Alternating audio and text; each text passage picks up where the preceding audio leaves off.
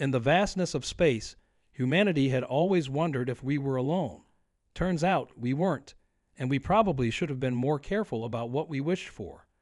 When the Galactic Empire's massive fleet first appeared at the edge of our solar system, their ships blocking out entire star clusters from view, we thought that was it. Game over for humanity. But there was something they didn't know about us, something that would change everything. I remember standing in the United Earth Defense Command Center that day, watching as Admiral Chen's face grew pale at the sight of their ships on our long-range scanners. Thousands of vessels, each one bigger than our largest cities, arranged in perfect geometric formations that seemed to defy physics itself. The air in the room felt heavy, thick with tension as we all realized what we were up against. "They're hailing us," Lieutenant Rivera announced, her voice steady despite the fear I could see in her eyes. The massive central screen flickered to life, revealing what we later learned was the Empire's supreme commander, a towering figure with iridescent scales and eyes that seemed to contain entire galaxies. What happened next would go down in human history as either our greatest mistake or our most brilliant move. Probably both. You see, the Empire had conquered 10,000 worlds before reaching Earth. 10,000 species had bowed before their might, surrendering their planets and their freedom without a fight. They'd never faced resistance, never tasted defeat, never experienced what it meant to go up against a species that had spent its entire existence fighting, not just against others, but against nature, against the odds, against extinction itself. "Your planet will be integrated into the Galactic Empire," the Supreme Commander declared, their words translated by our AI systems. "Resistance is—" They paused, searching for the right word. "Unnecessary." Admiral Chen stepped forward, her gray hair catching the light of the emergency beacons. What she said next made every human in that room stand a little taller, pride mixing with our fear. "Before you make any decisions," she replied, her voice calm and collected, "there's something you should know about humans." The Supreme Commander tilted their head, curiosity evident even across species. That's when we showed them our history. Not the sanitized version we usually share with first contacts, but the raw, unfiltered story of humanity. Every war, every conflict, every time we'd faced extinction and fought our way back.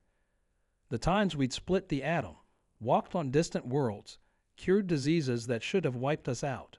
We showed them what happens when humans are backed into a corner. "We don't want war," Admiral Chen continued, "but if you force our hand, you should know you won't be fighting just another species. You'll be fighting the descendants of those who survived ice ages with nothing but fire and determination. The children of warriors who crossed oceans in wooden boats. The heirs of pioneers who looked at the endless void of space and said, 'We can go there.'" The silence that followed felt eternal. The Supreme Commander's expression had changed, their earlier confidence replaced by something I'd never expected to see in such a powerful being: uncertainty. That's when we delivered our final message, the one that would echo through the galaxy for centuries to come.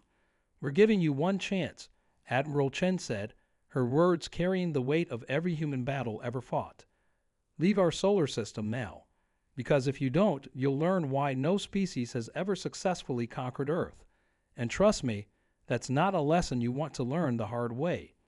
The Empire's response to our warning would determine the fate of both our civilizations. But that's another story, and one that still sends chills down my spine when I think about what happened next." For exactly 17 seconds, no one in the command center dared to breathe. The Supreme Commander's expression shifted through emotions we couldn't quite interpret, their alien features making it difficult to read, but something in their posture told us they were processing information they'd never expected to encounter. "Impossible," they finally said, their translators struggling to convey the mix of disbelief and fascination in their voice. "Our scans showed your weapons are primitive compared to ours. Your ships barely reach your own system's edge. How could you possibly?" That's when our intelligence officer, Dr. Thompson, stepped forward. She was wearing her characteristic worn leather jacket over her uniform, a small rebellion against protocol that seemed perfectly fitting for this moment.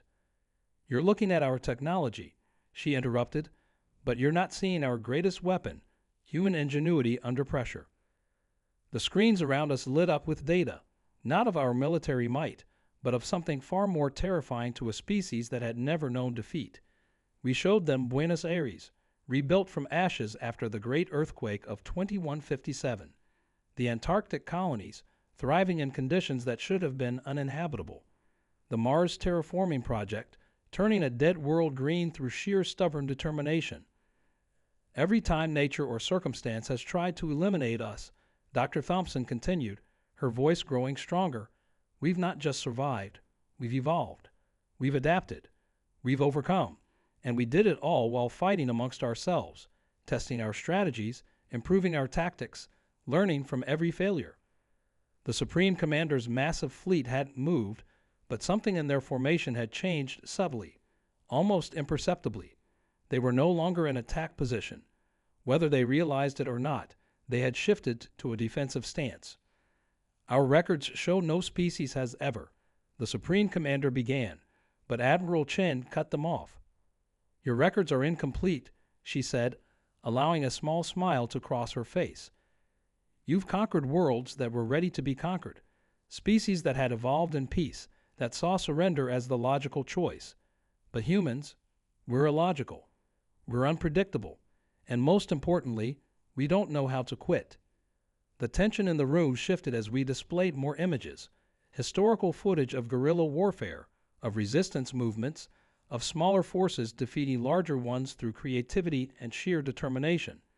Not to glorify war, but to make them understand what they were really facing. Consider this, Admiral Chen continued, her voice taking on an almost sympathetic tone. Every piece of technology your empire possesses was developed in peace. Everything you've built without the pressure of constant conflict pushing you to innovate faster, think smarter, work harder. But us, every major human breakthrough came when our backs were against the wall, when we had no choice but to evolve or die. The Supreme Commander's galaxy-deep eyes narrowed, and for the first time, I saw something there that looked remarkably like respect. Or perhaps it was fear. Sometimes it's hard to tell the difference. You believe you could defeat us? They asked, their words careful, measured. We believe, Dr. Thompson replied, that winning and losing wouldn't matter, because even if you defeated us, the cost would be so high that your empire would never recover. And that's assuming you could defeat us at all. The command center fell silent again as we waited for their response. The fate of Earth hung in the balance, but something else was happening too, something unprecedented in the history of the Galactic Empire.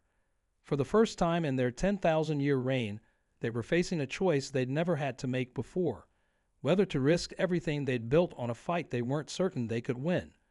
What happened next would change the galaxy forever. The Supreme Commander's next words came slowly, deliberately, as if they were testing each one before releasing it into the space between our civilizations.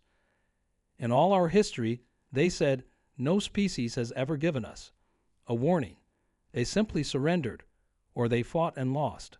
But you offer us a choice.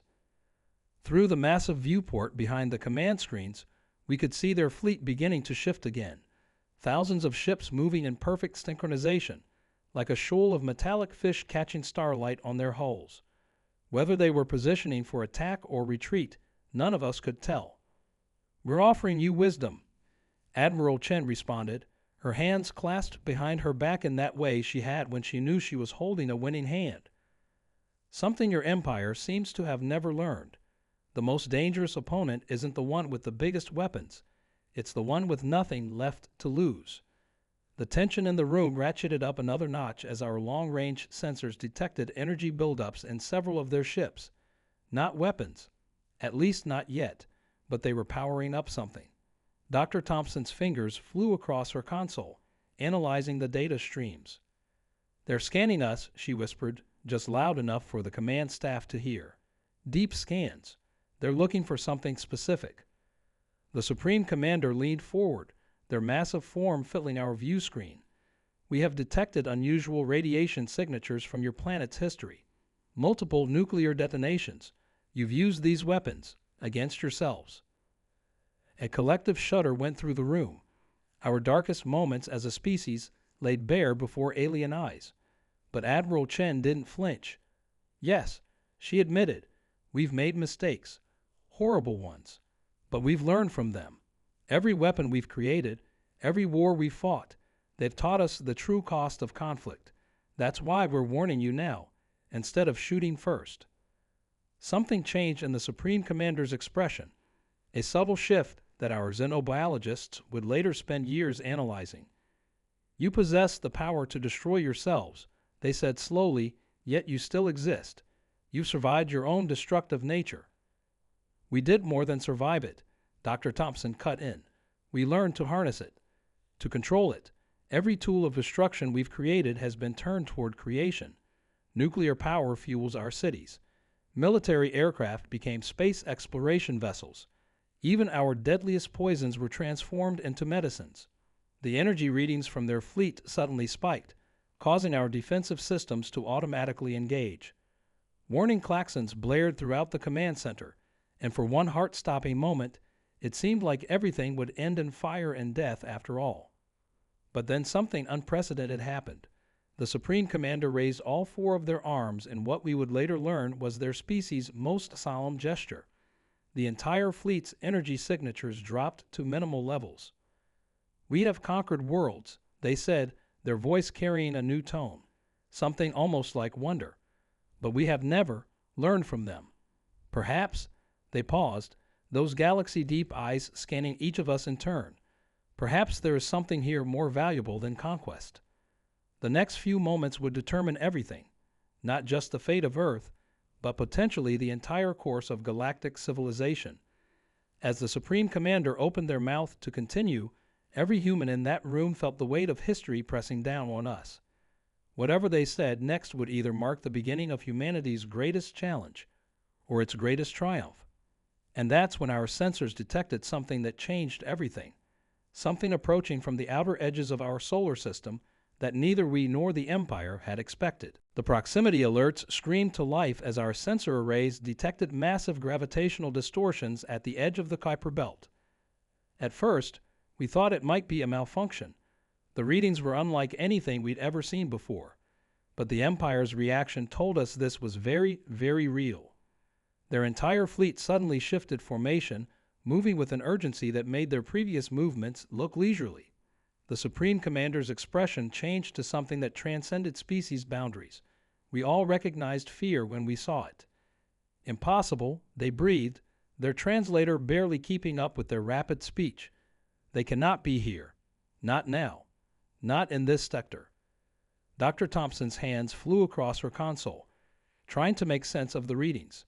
"Multiple objects," she reported, her voice tense. "Bigger than anything in the Empire's fleet. They're coming out of some kind of fold in space itself." That's when Admiral Chen did something that would later be studied in every military academy on Earth. She stepped forward and addressed not us, but the Supreme Commander. "Whatever's coming," she said firmly, "we face it together or we both fall. Those are your only options now." The Supreme Commander's response was cut off by the appearance of what could only be described as tears in the fabric of reality itself. Through these cosmic wounds came ships that made the Empire's fleet look like toys. Their surfaces seemed to absorb light rather than reflect it, creating voids in the star-filled backdrop of space. "The Devourers," the Supreme Commander said, their voice carrying a weight of ancient terror. "We thought we had driven them from this galaxy eons ago. They consume entire civilizations, break down all technology and life into their base components. They are why we began our empire, to unite against them. But we were never truly ready." Lieutenant Rivera's voice cut through the tension. "Sir, they're broadcasting something. It's in every language, every frequency, even ones we didn't know existed. The message that played through our command center would haunt my dreams for years to come. All will be rendered to base elements. All will serve the greater integration. Resistance is irrelevant." In that moment, something extraordinary happened. Admiral Chen and the Supreme Commander looked at each other through their view screens, and despite all their differences, despite the fact that moments ago they had been on the brink of war, a perfect understanding passed between them.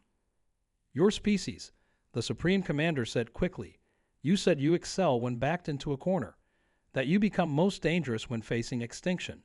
They paused, those galaxy-deep eyes now filled with what looked like hope. We offer you not integration into our empire, but alliance, partnership. We have the technology, but you have something we lost long ago, the ability to face impossible odds and find a way to win.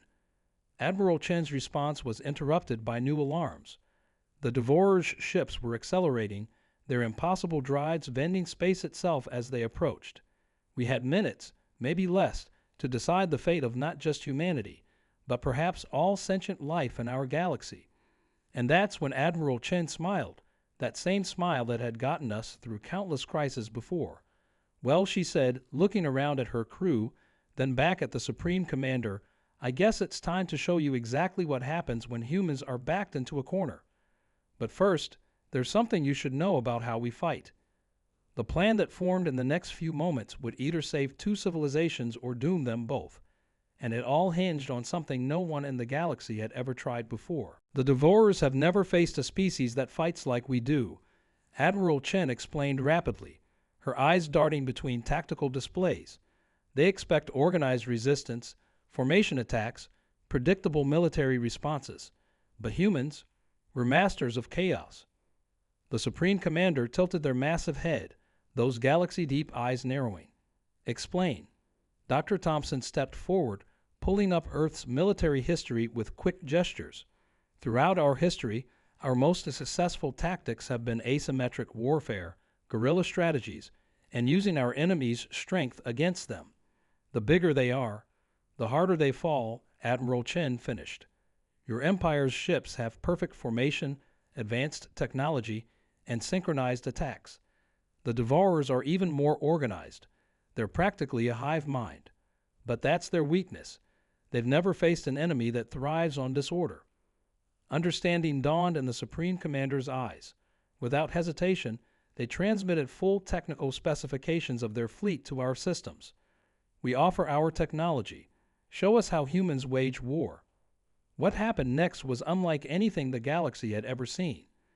We took the Empire's perfectly organized fleet and introduced them to human chaos theory. Their ships, guided by our tactical advice, broke formation for the first time in their history.